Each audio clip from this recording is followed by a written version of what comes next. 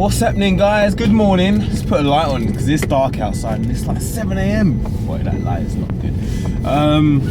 So look, I had I had a quick message sent to me by a guy who I went to school with back in the day. Now we're talking like 15 years ago. We kind of parted ways, left school, went into the big wide world.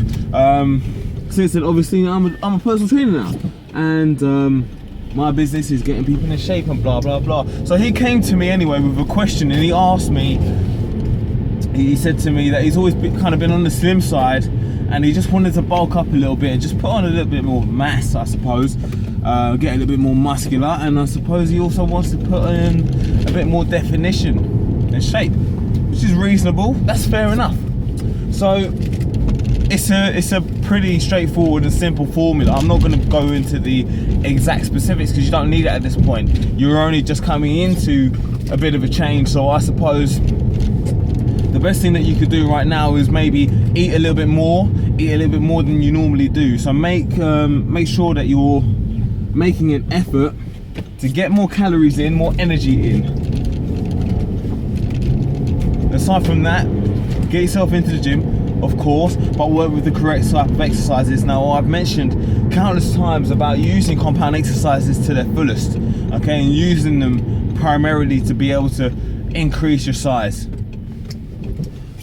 So it's going to start from deadlifting, obviously, my favorite lift, my most favorite lift, and the one that can pack on the most amount of size. Secondly, it's going to be squats. Now, people often negate these exercises because they consider them as a lower body exercise and don't believe that they're going to help to build any reasonable mass in the upper body, because that's what everybody looks at. Everybody looks at your upper body, but trust me, honestly, deadlifts, the key to size, strength, just all round badass fucking awesomeness. Trust me.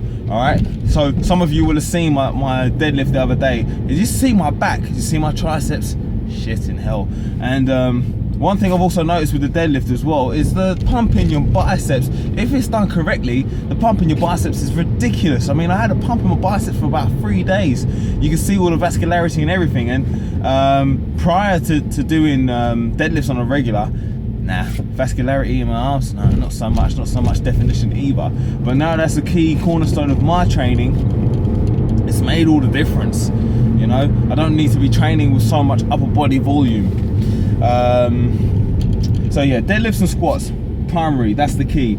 To continue and kind of balance out your strength, then I would suggest doing body weight movements, i.e.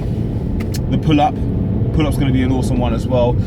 So we can go overhand, wide grip, or we can go close grip, work on the lats a little bit more as long as we lengthen the arm the entire way.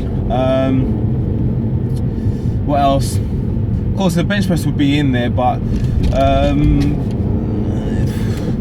if you're trying to affect the muscles a bit more and not so much just for the strength side of things, then I would go with a dumbbell variation with a bit of an incline, because it will hit your upper chest, it will hit your shoulders a little bit more. The intensity is going to be greater because you can really concentrate that contraction. Okay, so as you push out away from yourself, you can really tighten that in. You can't get that on the barbell, because on the barbell you're kind of fixed, and so unless you're changing your grip during the workout session, it's not going to make a whole heap of difference to the amount of contraction that you can get in your chest. And plus, because you're on a flat bench as well, you drive through red light, mate. Like, what the fuck is wrong with you? So yeah, where was I at? Yeah, so incline dumbbell bench press. It's a good one, it's decent.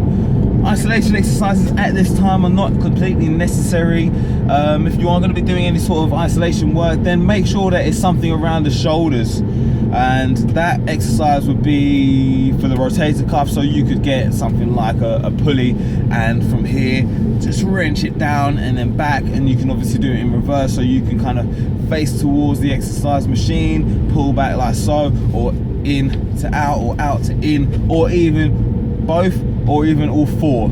It's up to you, it just depends on what you need. But I would definitely recommend, as a newcomer to lifting, and with the amount of intensity that's involved in these exercises, these compound ones, to definitely use that as an isolation technique.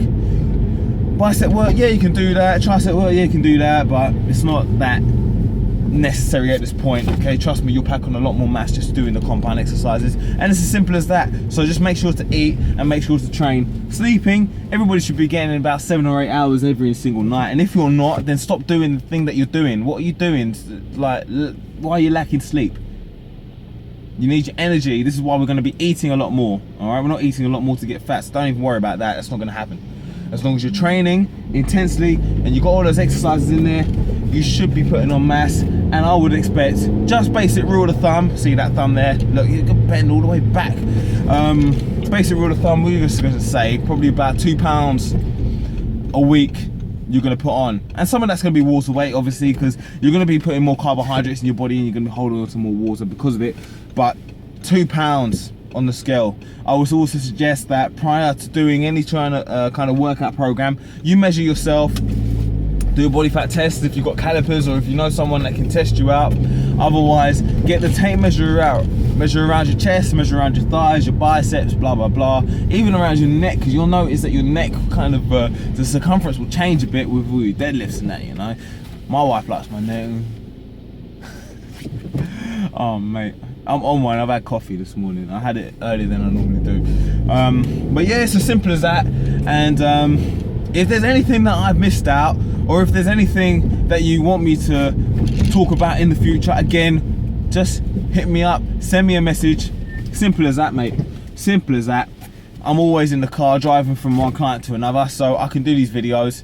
Doesn't really cost me much, you know, it entertains me as well. Anyway, as for now, take it easy, keep training, push it hard, and yeah, make sure to eat and sleep. Peace.